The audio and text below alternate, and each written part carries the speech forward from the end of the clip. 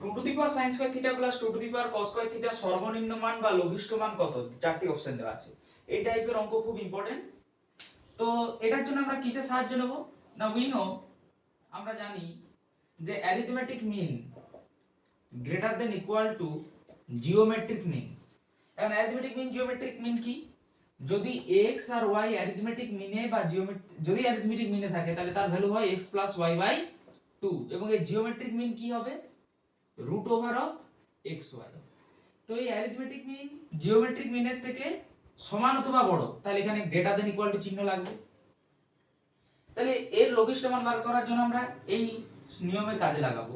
তাহলে যদি two to the power sine square theta two to the power cos square theta, arithmetic mean কি হবে? Two to the power sine square theta plus two to the power cos square theta by 2 greater than equal to root over of two to the power sine square theta into two to the power cos square theta.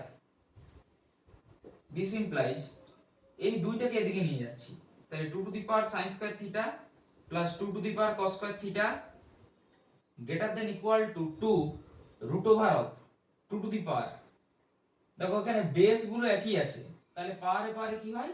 যোগ, সূচকের নিয়ম অনুযায়ী two to the power sine square theta plus two to the power cos square theta.